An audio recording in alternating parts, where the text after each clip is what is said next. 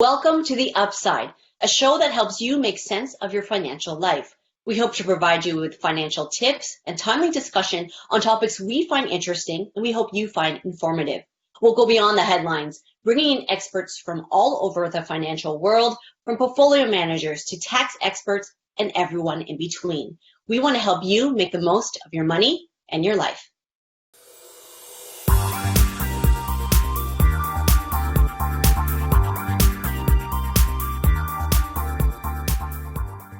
Welcome to the show. I'm your host, Emily Enenuevo. The COVID-19 health crisis is certainly shifting the way we live our lives and in many ways how we manage our finances. And for young people grappling with this new way of life and some concern about job security, how does this all affect the way they look at retirement and saving up for the future? What can young people do to pivot their priorities to ensure a bright retirement future? To help guide us through this topic and more is Michelle Monroe. Michelle is our Director of Tax and Retirement Research here at Fidelity. She's a tax and retirement expert who normally travels across the country meeting with financial advisors and investors. Michelle speaks about retirement, tax, estate planning, personal finance, and is also the co-author of Fidelity's annual retirement report. Welcome to the show, Michelle. I'm very excited to be here. Thank you, Emily. So great to have you here. Now, as I mentioned, the COVID-19 health crisis has affected young people and young families in many ways. And as a mother of a young toddler myself, I find myself very concerned about my long-term financial goals, including retirement. So how do I pivot my priorities during these uncertain times like these? You know, that's a really important question, and I think it's a very common question as well. So, Emily, I want you to think of you as a corporation. The Emily Enenuevo Business Corporation. All right, and with that, you have cash inflows. That's your income, as well as your cash outflows. Those are your expenses.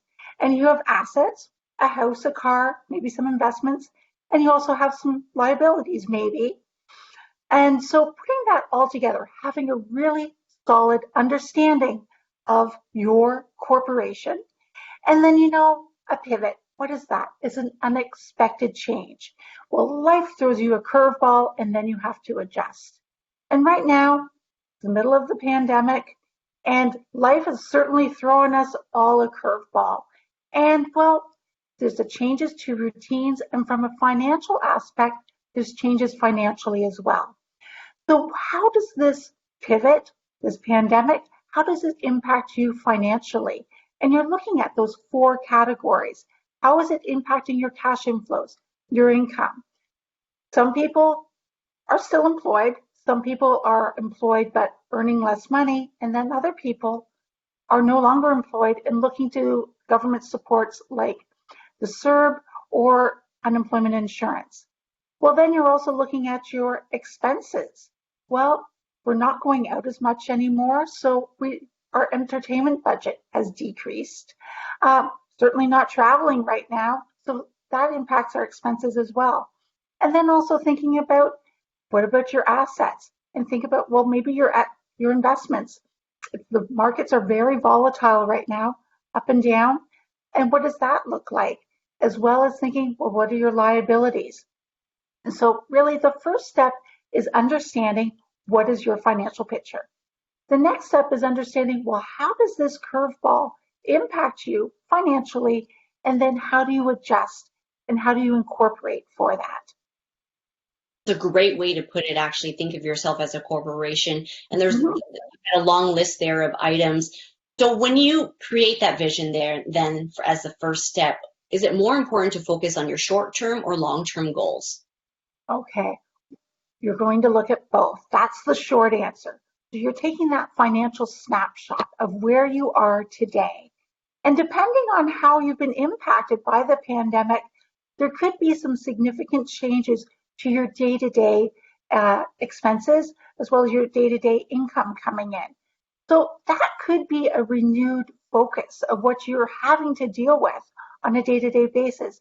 And, I talk to people, advisors, financial advisors, investors, and this is difficult times. And thinking about that and how do you adjust, it's really important to have that solid picture so you're making informed decisions. And the next aspect of this is looking at, well, what are your assets and what are your liabilities, and balancing those as well. So we've talked a little bit about the short term, as well as we don't want to lose sight of the long term as well. You don't want to make short term decisions at the expense of your long term. So it's balancing the two and thinking about, well, depending where you are in your cycle or your investing cycle, retirement might be 5 years away. It might be 25 years away. But even if you're 25 years away, you'd want to be making small choices to stay on track to achieve your long-term retirement goals. And I guess as a young person too, when you think about retirement, it seems like a far away goal there. But I mean, I think the end goal is that we all want to retire possibly early, right? And have that secure and bright retirement future. So the balance of both the short and long-term goals is really important. Right. Now, I know part of my retirement plan is having a savings account and putting money away every month. Now, I know that transitions into the next kind of bucket you want to talk about, and that is creating an emergency fund. Okay, the importance of having an emergency plan. Thank you for bringing that up. It is really important. So thinking about, well, if you had an emergency fund, well, let's start off with what is an emergency fund. It is assets that you can access easily, meaning that they're liquid and that they could cover anywhere from 3 to 6 months of your expenses. So you know what, Emily, when we first started talking about that financial picture and that expense bucket, knowing what's in that expense bucket and what's essential, so that's rent or mortgage payment, food, and then what is non-essential, luxuries, going out for dinner, vacations, and really understanding what's essential in your expense bucket. And then under having investment, some sort of liquid cash flow that you could achieve to cover those expenses for 3 to 6 months. And, when we ask people about, well, do you have an emergency bucket? People say, yeah, sure, I got a line of credit. I got it covered. Right. A line of credit is not an emergency fund. It's assets that you can access. It could be something like a money market fund, but something liquid that you're easily able to access in cash.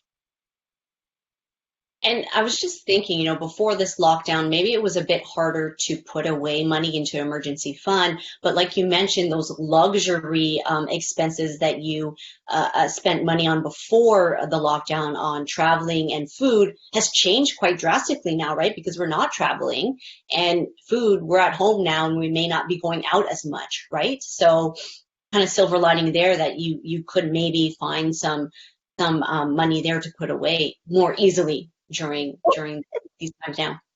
Yeah, it's a little bit about thinking about your perspective and thinking about, well, are there areas where I'm not spending as much money that I could allocate toward this? And I think that many people are now wishing that they did have an emergency fund. And we talked a little bit about setting goals. And maybe your goal is, well, when I'm back on my feet, when I'm employed again, I'm going to start that emergency fund. Or maybe it's, well, actually, I'm in a situation where I understand the importance of this and I'm going to start the emergency fund. And I think a couple times I said, start the emergency fund. I think that's key, is just getting started is the hardest part. And once you get it started, then you can adjust it to suit your needs at that time. But just the importance of really getting it started. Absolutely. So you have that emergency fund open and getting started. Can you talk a little bit about some other investment accounts, some maybe registered accounts like TFSA and RRSP that could help you right now during the situation? Okay. Well, thinking about, we're planning for our long-term goals, retirement. Typically, certainly when I first started investing, RRSP, Registered Retirement Savings Plan, that was the only savings vehicle. Well, that was the primary savings vehicle for retirement. About 10 years ago, the tax-free savings account, TFSA, was first introduced. So I'd like to compare and contrast the two of them, the two savings accounts, so that our viewers really understand the differences and when you use one over the other. So let's start with the RRSP because that's what most people are familiar with. So its intention is for retirement. So think long-term investing. The nice part about when you make a contribution to the RSP is that you get a tax deduction for that today. Okay, and usually that tax deduction means a refund, which is a good thing. Now the money inside that RSP account, it will grow on a tax deferred basis, which means that you're paying taxes on it at a point in the future when you make a withdrawal from that RSP. And then that withdrawal is taxed in your income in the year of withdrawal. So you get a tax deduction today, good. You don't pay taxes on it until you withdraw it, so tax deferral, that's also good. And the other thing is a strategy, what you're trying to do is, well, if I'm in a higher tax bracket today than I will be in retirement, which is what my objective is for this fund, and I'll be in a lower tax bracket then, well, there's another strategy there that I'm getting a deduction at that high tax rate, but the income inclusion at a lower tax rate. So from a tax perspective, that's a win as well. Now let me compare the RRSP to the tax-free savings account, TFSA. So tax-free savings account, I make my contribution today. There's no deduction for that. But after that, it's truly tax-free. And what I mean by that is that, well, I don't pay taxes on any of the earnings while my investments are in the TFSA. And when I make that withdrawal at some point in the future, then that withdrawal is completely tax-free. And one of the advantages about the TFSA is that if I make a withdrawal next year or the year, say next year, I can then recontribute that in the year following. So that really makes it a lot more flexible. Whereas with a RRSP, once I've made that withdrawal, there's, except for home buyer's plan or lifelong learning plan, so certain plans, if I make a withdrawal from my RSP, there's not an opportunity to recontribute that at a later date. Okay. So great overview there about the pros and cons of each. Now you've gone over creating a vision and the importance of having short and long-term goals. You talked about having an emergency fund, which is always helpful. Can you touch upon a bit about the benefits of a written plan? Because I've heard that time and time again, put pen to paper. Why is that important? Okay, so we've talked about our goals. What's our vision going to look like? And then you're thinking, okay, well, how am I going to achieve those goals? My goal is to retire at 65 or earlier. Well, okay, how am I going to achieve that? Well, if you have a written plan to achieve that goals, and I talk about it for retirement, financial savings, but this would apply to any sort of plan.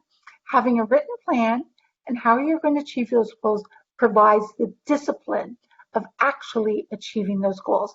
So you're much more likely to achieve them. So having a written plan, well, it gives you the discipline to achieve your goals and really creating that vision that you're hoping for. And you know, just because you've written your plan today, you can adjust that however it suits your needs.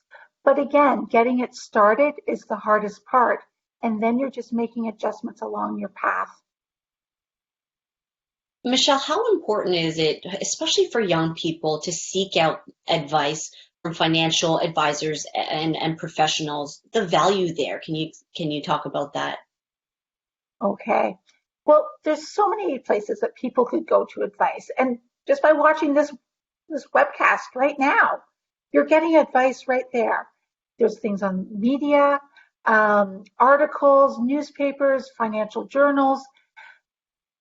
And I also want to suggest a financial advisor who is a professional in this area who does this day after day and can really help you achieve your goals and really help you to set measurable targets so you will achieve those goals, especially when you're a young investor and you're thinking, okay, retirement, that's 30 years away, longer. It seems so far away, but really making small decisions today, seemingly small decisions today, but consequential decisions that will help you achieve those long-term goals. And that's where a financial advisor can really help you and give you concrete advice, concrete steps to make sure that you're on track to achieve your goals. And for our viewers watching today, Michelle, what last messages do you want to leave with them if they could take away just a few things from this discussion? What is it that you want to share? Okay, wrapping it all up.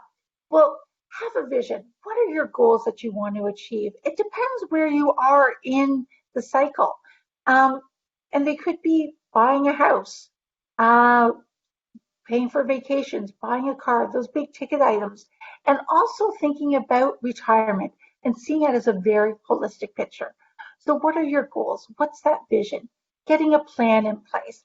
What are the steps you can start taking today to help you achieve those goals? Working with a financial coach who will keep you on track, making those goals small, incremental, achievable, so you can do that, and checking in with you on a regular basis to make sure that you are on track. And finally, the most important step is simply starting, and starting in small incremental steps. Watching this video, you're already on your path to success. Michelle, thank you so much for your time. I really appreciate it, and your insights. It was also helpful. I mean, for me, what I would take away is that it's never too early to start thinking about retirement, especially, even if you're in your 20s and 30s. And it really is important to adjust those plans according to your life chapters, right? I mean, especially given what's happening right now, it's really important to take a good hard look at your financial plans. Yes, it is. Best wishes.